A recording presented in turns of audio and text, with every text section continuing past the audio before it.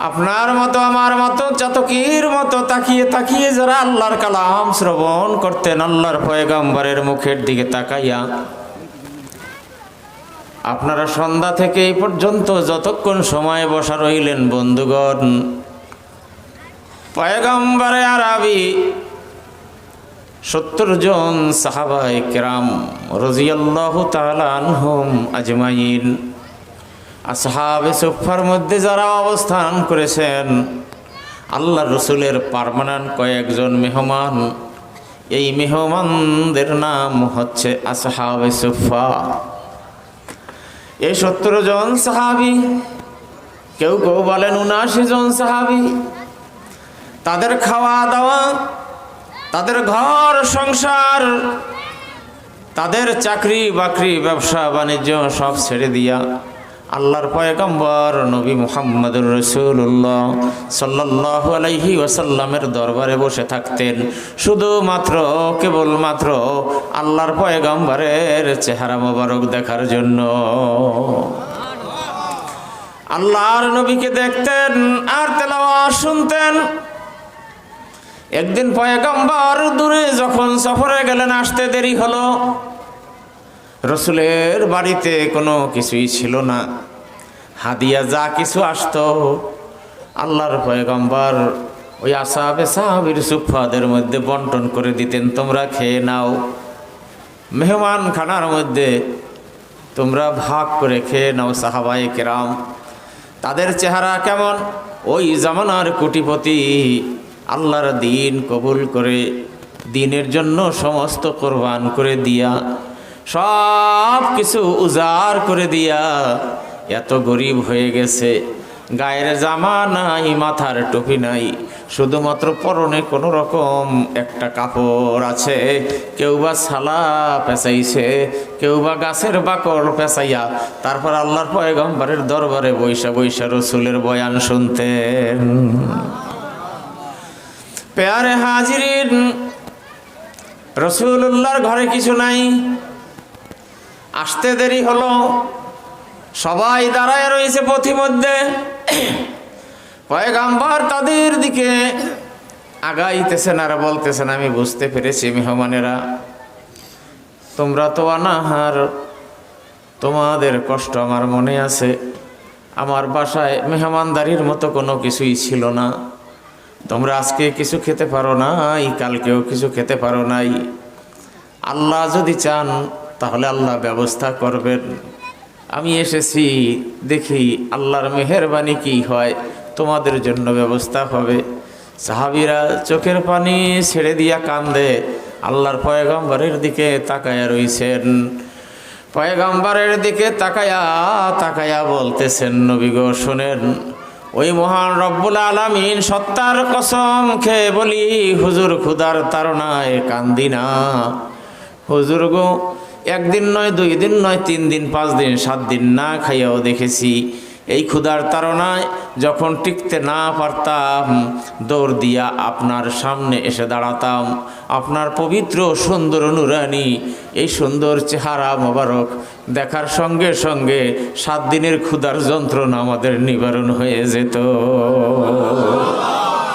ইয়া রাসূলুল্লাহ, পেটে ক্ষুধা ছিল ঠিক, কিন্তু আপনি আসার সঙ্গে সঙ্গে, আপনাকে দেখার সঙ্গে সঙ্গে আমাদের পেটে এখন ক্ষুধা নাই, আমাদের এখন পেট বোঝাই। মনের আনন্দ কোথায় রাখি ধরে রাখতে পারি না। রসুল গো, শুধু আপনাকে দেখার জন্য ঘর বাড়ি ছাড়া হয়েছি, শুধু তার জবানের কথা শোনার জন্য আর তেলাওয়াত শোনার জন্যই সাহাবীরা পাগল ছিলেন।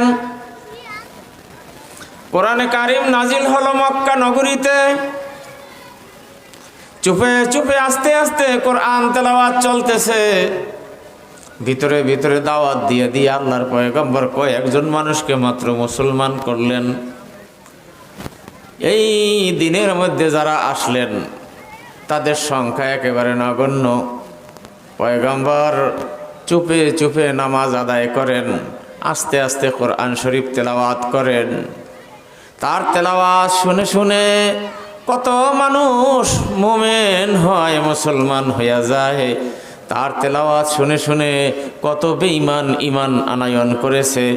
কাফেররা দেখলো পালাবে গতিক, এইবার মুহাম্মদকে যদি থামাইয়া না দেওয়া যায় তাইলে বেশি করে কোরআন তেলাওয়াতের এই সিস্টেম চালু হয়ে যাবে।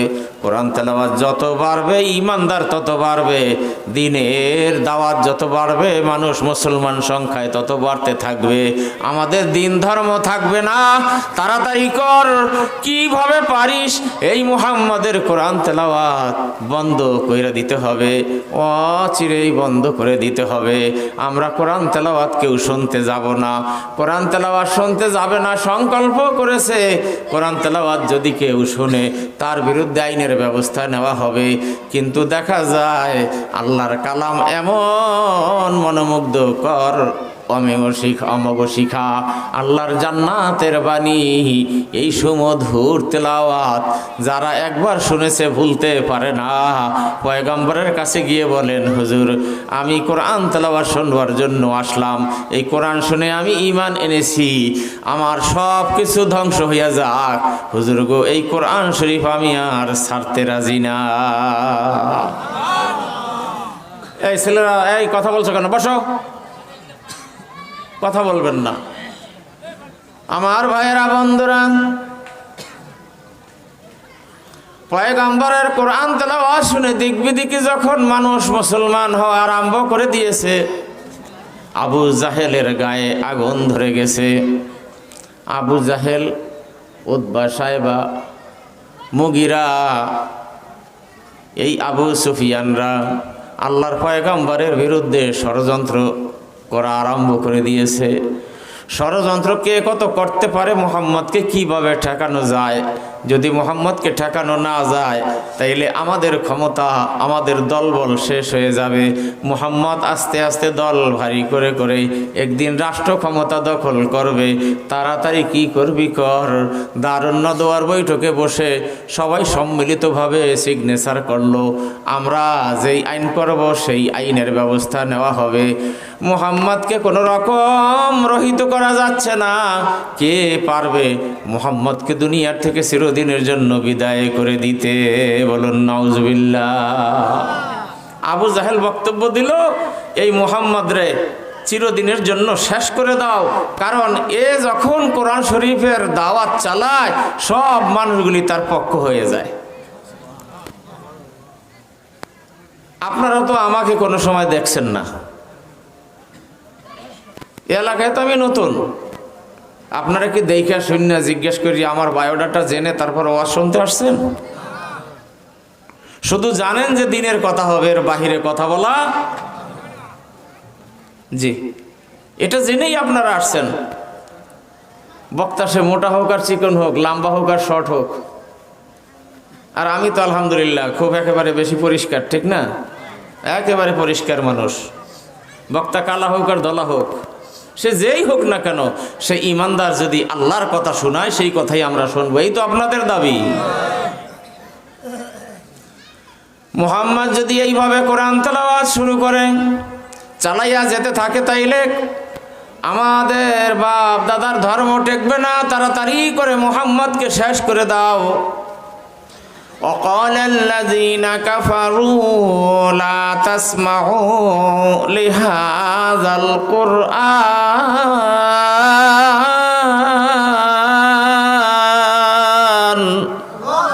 আরো জোরে কালিমাতাল্লাযীনা কাফারুস সুফলা ওয়া কালিমাতুল্লাহি হিয়াল উলিয়া। আল্লাহর বাণী থাকবে সবার উপরে, কাফেরের কথা থাকবে কোথায়? সবার নিচে কাফেরের কথা থাকবে পায়ের তলে, ঠিক কিনা? কোরআন শরীফের আয়াত, কাফেররা কথা বলবে, ওদের কথার উপরে থাকবে কার কথা? আল্লাহর কথা। এই জন্য মসজিদের মিনারায় যে আল্লাহর কথা বলা হয়, জোরে জোরে আওয়াজ তুলে বলেন সেই তাকবীরটার নাম কি? আরো জোরে। মসজিদে আল্লাহু আকবার, মিনারায় মুয়াজ্জিনের মুখে আল্লাহু আকবার, রুকুতে যাইতে আল্লাহু আকবার, সিজদায় যাইতে আল্লাহু আকবার, বসতে আল্লাহু আকবার, ঠিক কিনা জোরে বলেন। তাকবীরা তাহরিমা বলতে আল্লাহু আকবার। এই আল্লাহু আকবারের উপরে আর কোনো ধ্বনি হতে পারে না। মুসলমানদের ধ্বনি, এই ধ্বনিটার নাম কি? আল্লাহু আকবার। এই জন্য পৃথিবীর সবার উপরে মিনারা মসজিদের, এই মিনারার উপরে আর কোনো ইমারতি নাই। এখান থেকে আজান মানুষের কানে কানে পৌঁছবে, দিক বিদিকে পৌঁছে যাবে আল্লাহু আকবরের ধ্বনি। মুহাম্মদ সাল্লাল্লাহু আলাইহি ওয়াসাল্লাম কি শুরু করলো? এই কে পারবা মুহাম্মদকে শেষ কইরা দিতে? মুহাম্মদের ব্যাপারে বলা বলি, কানাকানি। আবু জাহেল একজন, বর্তমানে আমাদের ইসলামের দ্বিতীয় খলিফা, তার নাম হচ্ছে ওমর। সেই ওমরের কথা আর আবু জাহেলের কথা, এই দুইজনের কথা আসছে। আবু জাহেলের নামও ছিল ওমর, ওমর ইবনে হিশাম। আর যেই ওমর রাদিয়াল্লাহুকে চিনি, তিনি ওমর ইবনুল খাত্তাব। এই দুইজন খুব বিরোধী ছিল ইসলামের। জনসমুদ্রে মিটিং হচ্ছে, মিটিংয়ের মধ্যে বক্তব্য, মুহাম্মদের যদি কেউ পারো শেষ করে দাও। তাদের সংসদে আইন পাশ হয়েছে, চিকনে চিকনে মাইর দেবে। এইরকম সংসদ সারা বিশ্বের আনাচে কানাচে প্রত্যেকটা রাষ্ট্রে রাষ্ট্রেই আছে। আমাদের দেশীয় সংসদও, বাংলাদেশের সংসদ ভবন, পার্লামেন্ট, সর্বোচ্চ ম্যান্ডেটের স্থান স্তর। আমাদের দেশে কত সুন্দর ওয়াজ মাহফিল, তাফসিরুল কোরআন মাহফিল হতো। কথা না কইলে কি হয় না? আমরা এই যে এই কথা না কইলে না কইন না, ঠিক আছে, আবার কয় ঠিক আছে। ডিস্টার্ব করার মধ্যে এক নম্বর গুনাহ হয়। কি হয়? দলিল। যদি কেউ কোরআনের আলোচনার মধ্যে কথা বলে, সেই কথা হারাম। কোরআন তেলাওয়াতের মধ্যে কথা বললে নাজায়েজ, কবিরা গুনাহ হবে। হুঁশিয়ারি কার? ওয়াইযা কুরিয়াল কুরআনু ফাসতামিউ লাহু ওয়া আনসিতু লাআল্লাকুম তুরহামুন। কোরআন তেলাওয়াতের মজলিসে বসে চুপ থাকবা, মনোযোগ সহকারে শুনবা, তাহলে কি হবে? তোমাদের উপরে আল্লাহর রহমত নাজিল হবে। জোরে বলেন সুবহানাল্লাহ। সুবহানাল্লাহ সবাই বলেন, অর্ধেকে বলছেন, সবাই বলেন। একবার সুবহানাল্লাহ বললেন তো আল্লাহ পাক আপনার 400 গুনাহ মাফ করে দিয়েছেন। 400 নেকি আমল নামায় উঠে গেছে। আবারও হয়েছে তাই। যতবার বলবেন ততবার আল্লাহ পাক নেকি দিতে থাকবে, গুনাহ মুছতে থাকবে। এমন করতে করতে আমরা গুনাহগার মাহফিলে আসছি, নেককার হয়ে বাড়িতে চলে যাব। বলেন আলহামদুলিল্লাহ। যত মানুষ জান্নাতের প্যান্ডেলে বসছি, সব মানুষগুলি জান্নাতি হইয়া আল্লাহ পাক যেন আমাদেরকে যাওয়ার তৌফিক দেন। ভাইরা আমার, বন্ধুরা আমার, বলতেছে হে পরিষদ, কারা পারবা মুহাম্মদকে খতম করে দেওয়ার জন্য? কেউ যখন নড়াচড়া করে না, ওমর বলতেছে এই দুঃসাহস আমি দেখাতে পারবো না। কেউ কেউ বা ওমরকে এইভাবে গুতা দিল, ওমর তুমি চুপ করে আসো, মুহাম্মদকে কতল করবার মতো যোগ্য পুরুষ একমাত্র তুমি ছাড়া আর কেউ হতে পারে না, থাকতে পারে না। তোমার সাহস আছে, শক্তি আছে। একে তো নাসুন্না বুড়ি, আরো পাইছে ঢোলের বাড়ি। ওমর দাঁড়ায়া আবু জাহেলদের সামনে বলতেছে, শোনেন নেতা, বেলা ডুববার আগে আমি আমার হাতে মুহাম্মদকে কতল করে তার কল্লা আপনার দরবারে জমা দিয়ে দেব। আরো জোরে বলেন। এখান থেকে ঘোষণা হলো, যে পারবে মুহাম্মদকে জবাই কইরা তার মাথা জমা দিতে, তাকে 100 লাল উট দেব এবং স্বর্ণ মুদ্রা দেব 1000। 1000 স্বর্ণ মুদ্রা, 100 লাল উট তাকে গিফট করা হবে। এই পুরস্কার পাওয়ার মানুষে ওদিকে সবাইয়ের ফুসলানি, টিকতে পারে না, নিজেকে নিজের ধৈর্য রাখতে পারে না, যাচ্ছে মুহাম্মদকে কতল করার জন্য। ওমরের হাতে খোলা তরবারি, তলোয়ার।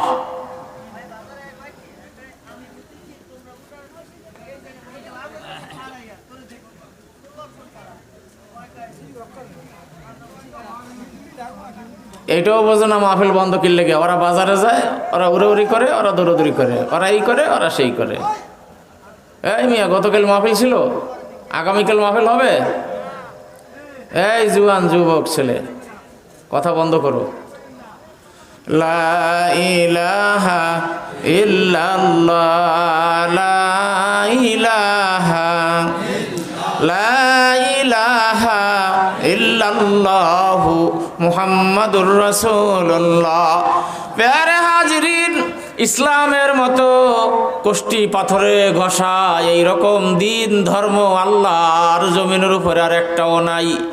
এই ইসলাম যারা কবুল করেছে তাদের ইতিহাস, তাদের কথা জানতে হলে দিনের মাহফিলে যেতে হয়, কোরআনের মাহফিলে যেতে হয়। আবু জাহেলের মুখে শুনলো যে মুহাম্মদ কোরআন তেলাওয়াত করলেই মানুষ তার দলে চলে যায়। কি? তাইলে আমি একটু গিয়ে শুনি। পাশে গিয়ে দাঁড়াইছে, মসজিদের বারান্দার পাশে।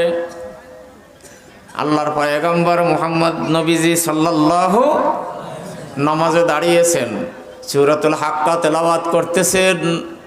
আলহামদুলিল্লাহ সূরা তেলাওয়াত করার পরে আপনাদের দেশের নিয়ম কি আর একটা কেরাত পড়তে হয় নাকি? একই এই দেশের না সব দেশের নিয়ম? যেখানে যেখানে ইমানদার আছে, যেখানে যেখানে কোরআন আছে, সেখানে সেখানে একটা নিয়মেই চালু আছে, ঠিক কিনা? আপনাদের এই এলাকার কোরআন শরীফ বরিশালের সঙ্গে মনে হয় বনে না? বরিশালের কোরআন ঢাকার কোরআনের সঙ্গে মিলে? শুধু তাই নয়, আমেরিকা যাবে নাকি কোরআন শরীফ, রাশিয়া, মালয়েশিয়া, ইন্দোনেশিয়া, মক্কা শরীফ, মদিনা শরীফ, সৌদি আরব, নেপাল, ভুটান, বার্মা, বাংলাদেশ, সারা পৃথিবীর যেই জায়গায় যাবেন সেই দেশের মুদ্রণের থেকে বের হয়েছে, ছাপাখানার থেকে, সেই কোরআন শরীফ আর বাংলাদেশের কোরআন শরীফ পাশাপাশি মিল করে দেখবেন আল্লাহর কালামের মধ্যে কোনো পার্থক্য নাই। আমার ভাইরা, বন্ধুরা, ওমর দাঁড়াইছে ওয়ালের পাশে, দাঁড়ায়া দাঁড়ায়া আল্লাহর পয়গম্বরের কোরআন তেলাওয়াত শুনতেছে। মনে মনে কয়, এই লোকটা আসলে যা যা কয় সব কথা মিলে যায় কেমনে? আসলে এই লোকটা হয়তো একজন জাদুকর। বলেন নাউজুবিল্লাহ। আর একবার বলে, এই লোকটা হয়তো অতীন্দ্রবাদীদের মধ্যে একজন। এই লোকটা বিল্লি সিল্লি কয়। আর একজন আর একদিন আর একবার বলতেছে, এই লোকটা মনে হয় একজন কবি। মিজানুর রহমান কুতুবপুরি মাওলানা যে ওয়াজ করে গেছে, কত সুন্দর মিল, কত সুন্দর তেলাওয়াত। ওয়ান্নাজিমি ইযা হাওয়া মা দাল্লা সাহিবুকুম ওয়া মা গাওয়া ওয়া মা ইয়ানতিকু আনিল হাওয়া ইন হুয়া ইল্লা ওয়াহয়ুন ইউহা আল্লামাহু শাদীদুল কুওয়া ইয়াসিন ওয়াল কুরআনিল হাকিম ইন্নাকা লামিনাল মুরসালিন। মিল আছে কি নাই?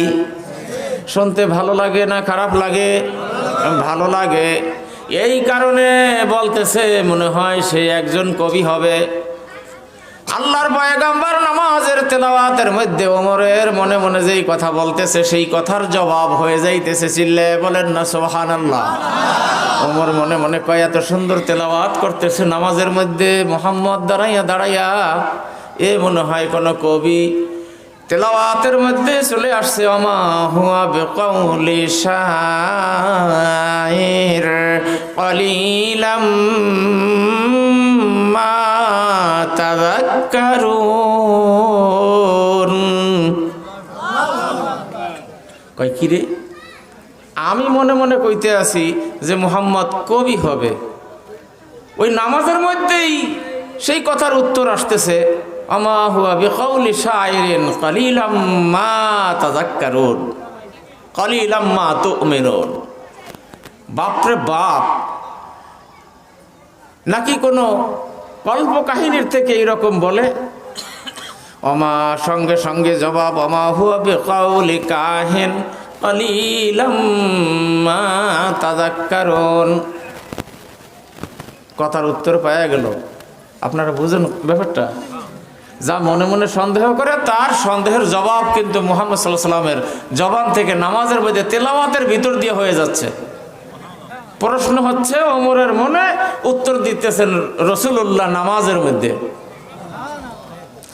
তাহলে কি এত সুন্দর এই তেলাওয়াত করতে কে আসলো? মুহাম্মদ তো জীবনে কোনো মাদ্রাসায়, কলেজে, ইউনিভার্সিটিতে পড়ে নাই। পড়ছে? নুরানি মক্তব মাদ্রাসা ছিল না, ইউনিভার্সিটি কলেজ ছিল না। ছোট্টবেলায় মা মারা যায়, দুনিয়াতে আসার আগে বাবা মারা যায়, ঠিক না? 8 বছরে দাদা, 10 বছরে চাচা, এমনি করতে করতে সকলকে হারাইয়া চির এতিম মুহাম্মাদুর রাসূলুল্লাহ সাল্লাল্লাহু আলাইহি ওয়াসাল্লাম। লেখাপড়া কে করাবে? কে নেবে মাদ্রাসায়? কে দেবে আবাসিকে? কে রাখবে খাওয়া খরচ দিয়া তাকে? কে দেবে বেতনাদি? কোনো শিক্ষক নাই, লেখাপড়া নাই। আল্লাহর পয়গম্বরকে দুনিয়াতে একটা আলিফ শিক্ষা দেওয়ার মতো কোনো শিক্ষক আল্লাহ দুনিয়ায় নির্বাচন করেন নাই। উদ্দেশ্য হলো দুনিয়ার মানুষ, তোমরা কি জানো উপরে আছি আমি আল্লাহ, আর জমিনে থাকবে আমার বন্ধু মুহাম্মাদুর রাসূলুল্লাহ। আমি থাকবো উপরে, আমার বন্ধু থাকবে নিচে। ওনার আমলে এই পৃথিবীতে আর কোনো নবী রাসূল পয়গম্বর থাকবে না। একই গোত্রের মধ্যে, একই গোষ্ঠীর মধ্যে 10 জন 15 20 জন নবী রাসূল ছিলেন। ইয়াকুব আলাইহিস সালাম নবী, ইয়াহইয়া আলাইহিস সালাম নবী, জাকারিয়া আলাইহিস সালাম নবী, ইয়াকুব নবী, ইয়াকুবের নবী ইয়াকুব আলাইহিস সালামের ছেলে হযরতে ইউসুফ আলাইহিস সালাম নবী, তাদের পূর্বপুরুষ ইব্রাহিম নবী, ইসমাইল নবী, ইসহাক আলাইহিস সালাম নবী। ঠিক কিনা? এটা কিন্তু বাপ পুত নায়নাতকুর, যেই কয়জনের কথা বললাম, দাদায় নবী, নাতি নবী, বাপে নবী, ছেলে নবী, তালই নবী, পুতনি পুতিও নবী। ঠিক এমনি ভাবে আল্লাহ রাব্বুল আলামিন বুঝাইতেছেন দুনিয়ার মধ্যে আর কোনো নবী রাসূল থাকবে না, শুধু নবী মাত্র আপনি একা আর আমি একা থাকবো। আল্লাহ আমার উলুহিয়াতের মধ্যে আমি আল্লাহ হিসাবে, আমার সঙ্গে আর কোনো শরীক থাকবে না। নবী হিসাবে আপনি জমিনে থাকবেন দোস্ত, আপনার রিসালাতের মধ্যে আর কোনো শরীক থাকতে পারবে না। সুবহানাল্লাহ। তবে দুনিয়ার মানুষ কাফের বেঈমানেরা, এরা বলবে মুহাম্মদ অনেক শিক্ষিত ছিল, এই জন্য কোরআন শরীফ নিজে লেখা লইছে। যেই কারণে তার উত্তর আমি আল্লাহ পাক আগেই রেডি করে রাখছি। সে যে লিখতে পারে না, কোনো জায়গায় লেখাপড়া শিখতে যান নাই, দুনিয়ার কোনো ওস্তাদ নাই। বলেন তো ওস্তাদের মর্যাদা বেশি না ছাত্রের মর্যাদা? ওস্তাদের মর্যাদা। ছাত্র তো সচিব, আর ওস্তাদ তো প্রাইমারি স্কুলের একজন শিক্ষক। বাজারে দেখা হইলে পাজায় ধইরা, আমার নিজের চোখে দেখছি বাজারের মধ্যে শত শত মানুষের মাঝখানে প্যান্ট কোট টাই শার্ট চশমা সানগ্লাস রয়্যাল ব্লু লাগাইয়া তারপরে ঠাস করে কদমে পইরা গেছে, কদম বসি করতেছে, চোখে দেখছি। লাঠিতে ভর দিয়া মাথা ঝুলে ঝুলে, কে রে বাবা তুমি কে, তুমি কে? স্যার আপনি আমাকে চেনেন না? আমি দি অমক আব্দুল করিম, আপনার দোয়ায় আমি বর্তমানে সচিব। চোখের পানি ছাইরা দিয়া স্যারের বুকটা বড় হয়ে গেছে, দোয়া করে দিছে। কি এটা ঠিক না? এটাই তো হওয়া উচিত। শিক্ষক হতে পারেন প্রাইমারির, কিন্তু ছাত্র যত বড়ই হোক, প্রেসিডেন্ট হোক, শিক্ষকের মর্যাদা সবার উপরে। আল্লাহ রাব্বুল আলামিন চাইলেন আমার নবীর শিক্ষক কাউকে বানাইয়া আমার রসুলের উপরে তার মর্যাদা আমি দেব না।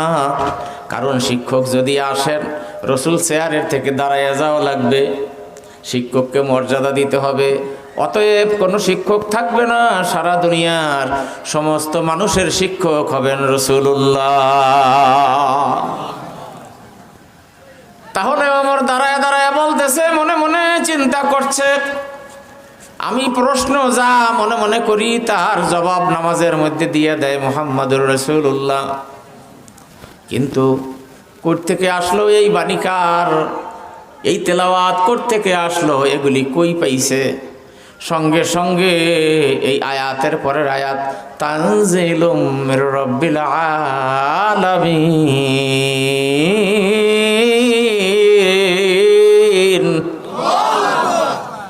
এগুলি আল্লাহ রাব্বুল আলামিনের পক্ষ থেকে নাজিল হয়েছে। ওই যে বানায়া নিছে, নিজে নিজে ভাবছে, নিজে নিজে লেখছে কিনা এরকম চিন্তা ভাবনা করেছে, সন্দেহ ভিতরে এসেছিল। আলাউ তাকাওয়ালা আলাইনা বাদাল আকাওয়িল, সেই প্রশ্নের জবাব আল্লাহ পাক দিয়েছেন রসুলের জবান থেকে। ওই নামাজের মধ্যে আবার উত্তর বের হয়ে আসতে আছে, না না না। ওমর প্রশ্ন করে মনে মনে, রসুল জবাব দেয় নামাজের মধ্যে তেলাওয়াতে জোরে জোরে, লাআখাযনা মিনহু বিল ইয়ামিন সুম্মা লাকাতা'না মিনহুল ওয়াতিন। এই তেলাওয়াতের মধ্যেই, কোরআন শরীফের মধ্যে, নামাজের এই কিরাআতের মধ্যে রসুল আপনার যদি কোনো ইচ্ছা প্রকাশ করতেন, আপনি যদি কোনো কিছু বানাইতে চাইতেন, কোনো দাড়ি কমা, হাইপেন, সেমিকোল, ফুল স্টপ, কোনো জের জবর পেশ নক্তা যদি আপনি এদিক সেদিক করতে চাইতেন, আমি আল্লাহ রাব্বুল আলামিন আপনার হাতখানা খপ করে ধরে জিহ্বাটা আমি আল্লাহ কেটে দিতাম। আল্লাহু আকবার, আল্লাহু আকবার। ওমর এই বাহিরে দাঁড়াইয়া তার জলজলা শুরু হয়ে গেছে। আরে আমি যা মনে মনে বলি প্রত্যেকটার উত্তরেই তো মুহাম্মদের মুখ দিয়া বের হইয়া যায়। ওমরের কারবার আদাবেদি সারা প্রায় অর্ধেক হয়ে গেছে লাইন, বলেন না আলহামদুলিল্লাহ। লাইন হয়ে গেছে, তরবারি নিয়ে দৌড় দিছে। 1000 স্বর্ণ মুদ্রায় 100 পাবে উঠ। আর যদি জবাই করতে পারি মুহাম্মদ বিন আবদুল্লাহকে, মানে মুহাম্মদ সাল্লাল্লাহু আলাইহি সাল্লামকে, বিশ্বের ইতিহাসে আমার নাম স্মরণাক্ষরে লেখা থাকবে। দেখছেন কি লোক, দেখছেন কি লোক, জিদের বশবর্তী হইয়া নিজের হাতে পর্যন্ত নেতা হইয়া মানুষ খুন করে নাম করার জন্যই বাংলাদেশে, জানেন না? ইচ্ছা করলে আইনের মার পেছে করা যেত, এবং করছেও। কোরআনের টুটি টিপে ধরার জন্য বহুত চেষ্টা করছে। আল্লাহ বলেন, আমার কোরআন দুনিয়াতে আমি ছেড়ে দিয়েছি, সংরক্ষণ করব আমি। ইন্না নাহনু নাযালনা যিকরা ওয়া ইন্না লাহু লাহাফিজুন, কোরআন নাজিল করেছি আমি, সংরক্ষণ করার, হেফাজতে রাখার দায়িত্ব আমি আল্লাহ। এই পানি, এই কোরআন পানিতে ডোবে না, আগুনে পড়ে না, টর্নেডো, সাইক্লোন, ঘূর্ণিঝড়ে উড়াইয়া নেয় না, এটা আল্লাহর কালাম। এই কোরআনের উপরে যে আঘাত করতে আসে সে আঘাত প্রাপ্ত হয়, কোরআনের বিরোধিতা করতে আসলে সে পরাজিত হয়।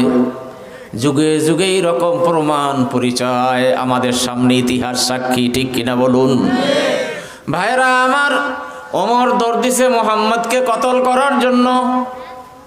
পথির মধ্যে বাল্যবেলার বন্ধু সেই নাইম বিলের মধ্যে, চরের মধ্যে মেষ রাখতেছে, বরকি চড়াইতেছে। ওমরকে দেখা বলতেছে, বীর বেশে কোথায় যাওয়া হচ্ছে? ওমর তরবারি খোলা লইয়া বলে, ইয়ার কি কর, বুঝি সময় পাইলা না, মেজাজ খারাপ।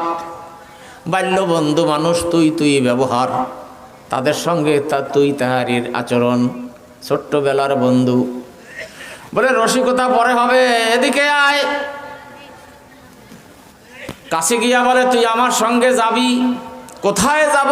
বলে, কোথায় কি, আমি বন্ধু মানুষ, আমি যেখানে যাই তুই আমার সঙ্গে যাবি। নাইম বলতেছে, কি ব্যাপার, কোন রাষ্ট্রে যুদ্ধ লাগছে, কার সাথে লাগছস? তোর এত প্রশ্নের উত্তর দেওয়ার সময় নাই, যাবি কিনা বল, না হলে আমি একাই যাব। অবস্থা বেগতিক। নাইম বলতেছে, তোর সঙ্গে যাইতে পারি, আবদার রক্ষা করতে পারি, তুমি আমার বাল্যবেলার বন্ধু। আমার এই সন্ধ্যা লগ্নে ছাগলগুলি যদি আমি ঘরে না উঠাই, এই ছাগলগুলি রাত্রে এদিক সেদিক হয়ে যাবে, নেকড়ে বাগে খেয়ে নেবে, আমি আর পাবো না, আমার ক্ষতি হয়ে যাবে। আয় দুই বন্ধু মিলে ছাগলগুলি সুন্দরভাবে সামলাই, ঘরের মধ্যে বাঁধার পরে তারপর তোর সাথে যেতে পারি। ওমর রে বলতেছে, তুমি একটা ছাগল ধরো, আমিও ধরি, হাতে হাতে কাজটা হয়ে যাক, তোর সাথে যখন যাবই কাজটা শেষ করে যাই। ছাগল ধরতে দৌড় দিছে ওমর, ওমর রে দেখা ছাগল দিছে দৌড়। এই মাথার থেকে প্যান্ডেলের ওই কোনা পর্যন্ত ছাগলের পিছে দৌড়ায়। ছাগল যখন বাম দিকে কাটে, ওমর বাম দিকে কাটে। সোজা দৌড়ানোর পরে ছাগল এখন সোজা দৌড়ায় না, ছাগল এবার কুরকি নাচ দেওয়া আরম্ভ করছে। কুরকি নাচ, ছাগলে কুরকি নাচ দেয় না? কুরকি নাচ দেয় ডানে বামে, ডানে বামে যখন ড্যান্স শুরু করছে, ওমরও ডানে বামে ছাগল ধরার জন্য ড্যান্সের তালে তালে যায়, আর ড্যান্স হইয়া যায় এমনি। একটু পরে মাজায় ধরিয়া কয়, ও নাইম রে, আমার কোমর নাই, আমার কোমর ব্যথা হয়ে গেছে। ওমরের কোমর ব্যথা হয়ে গেছে, ব্যাপারটা কি? কয়, ভাই তোরটা তুই ধর, আমি একটাও ধরতে পারলাম না। মুখের দিকে তাকায়া বলে, ওমর রে, এত বীর বেশে যাওয়া হচ্ছে কোথায়? কোথায় যাইবা? বলে যাই মুহাম্মদের মুন্ডপাত করতে। নাউজুবিল্লাহ। বলে নাইম, নাইম বলে, ওমর রে, একটা ছাগলের বাচ্চা ধরতে পারলা না, তুমি ক্লান্ত হয়ে গেছো। তুমি কি জানো সারা দুনিয়ার জন্য আল্লাহ রাব্বুল আলামিন একটা বাঘ বানাইয়া পাঠাইছে মুহাম্মদকে? তুমি ছাগলের সঙ্গে পারো না, মুহাম্মদকে কেমনে তুমি জবাই করবা? আল্লাহু আকবার। মুখের দিকে তাকায় বলে, তাইলে কি তুইও মুসলমান? নাইম বলতেছে, না আমি মুসলমান না, মুসলমান এই কথা তোমাকে আমি জবাব দেব না, তবে নিজের ঘর আগে সামলা। তোর ঘরের মধ্যে সাইদ ফাতেমা, তোর বোন ভগ্নিপতি দুইটাই মুসলমান, তারা কোরআন তেলাওয়াত করে, খবর রাখো। কয়, তাই নাকি? এই যদি খবর হয় তাইলে ওদেরকে সর্বপ্রথম সাইজ করব। দৌড় দিছে ঘরের দিকে। খাব্বাব ইবনুল আরাত রাদিয়াল্লাহু আনহু বইসা কোরআন তেলাওয়াত শিখাইতেছে। হাতের মধ্যে ছোট্ট একটা কাগজের টুকরার মধ্যে 5টা আয়াত লেখা। কয় আয়াত? 5টা আয়াত লেখা। এই আয়াতে কারিমা তেলাওয়াত করতে আছে জামাই বউ দুইজনের, স্বামী স্ত্রী বসে বসে। ওমর দরজার সামনে দাঁড়াইয়া ডাক দিছে, এই দরজা খোল। কণ্ঠের আওয়াজ যখন শুনছে বুঝে ফেলাইছে, হায় রে, পালা তো খারাপ, ওমর চলে আসছে। যদি কোরআন তেলাওয়াত করি হাতে নাতে ধরা খাই, আজকে কোনো রক্ষা নাই। আমারে মাইরা ফালাক, দুনিয়ার থেকে বিদায় দিয়ে দেখ, আমি চলে যাব, কিন্তু আল্লাহর কালামের অপমান হতে দেব না। এই ভেবে ফাতেমা এই কোরআন শরীফের টুকরা সুন্দর কইরা তার সুন্দর কইরা বস্ত্রা তলে ঢুকাইয়া নিলেন, জামার নিচে ঢুকাইয়া ফেলাইছে। সুবহানাল্লাহ। ভাইয়েরা আমার, বন্ধুরা আমার, ভিতরে ঢুকছে, দরজা ভেঙ্গে। তোমরা কি করতেছিলা? কোনো কথা নাই। কি করতেছিলাম? নেকামি করার জায়গা বুঝি পাও না? কি আওয়াজ শুনলাম? কি পড়তেছিলা? তাড়াতাড়ি দেরি হচ্ছে কেন? এই বলে তরবারি দিয়ে আঘাত করা আরম্ভ করেছে, মাথা থেকে পা পর্যন্ত। তরবারি দিয়া বাড়ি দেয়, যেখানে বাড়ি দেয় সেখানে কেটে যায়, ফিনকি দিয়া রক্ত বাইর হয়, সারা শরীর রঞ্জিত হয়ে গেছে। রে বাদ দিয়া সাইদ রে ধরেছে। সাইদ রে যখন আঘাত করে, ফাতেমায় যে জড়াইয়া ধরে, ও ভাই, অন্যায় করেছি আমি, আল্লাহর কালাম তেলাওয়াত করেছি আমি, ওরে কেন মারো? ওর কি দোষ? ওরে মারো কেন? কতক্ষণ তারে, কতক্ষণে রে? এইরকম পালাক্রমে পিটান আরম্ভ করলো, তরবারির আঘাত করা শুরু করে দিল। হঠাৎ ফিনকি দিয়া রক্ত যখন গায়ের জামার মধ্যে আসছে, আপন বইনের রক্ত দেখা ওমরের মনটা নরম হয়ে যায়। তোরে আর মারবো না, এত মারা মারলাম, তারপরেও তুই ওই কথা বলিস না। কি আছে এর মধ্যে আমি একটু দেখতে চাই, তো গো কোরআন তেলাওয়াত আমার একটু দে, আমি একটু দেখি। ফাতেমা বলে তুমি অপবিত্র, অপবিত্রের হাতে আল্লাহর পবিত্র কোরআন দেওয়া যায় না, জান যাবে যাক, কিন্তু আল্লাহর কালাম অপবিত্রের হাতে আমি দেব না। ওযু কইরা আসো। ওমর কোন রকম হাত মুখ ধুইয়া আসছে সামনে, কই দেখ ওযু কইরা আসছি, দে। কালামের ওই টুকরাটা জামার নিচের থেকে টান দিয়া বাইর করে হাতে দিছে। ওমর তেলাওয়াত করতেছে, তোহা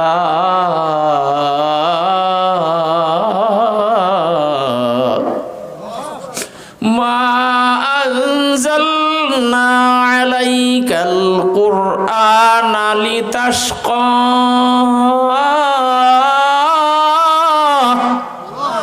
ইল্লা তাযকিরাতাল লিমান ইয়াখশা তানজিলাম মিম্মান খালাকাল আরদা ওয়াস সামাওয়াতিল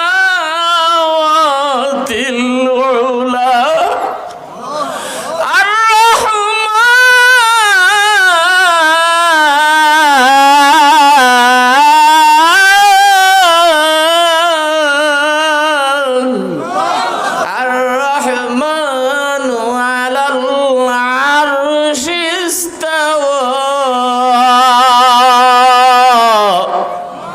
কোরআন তেলাওয়াত করতেছে।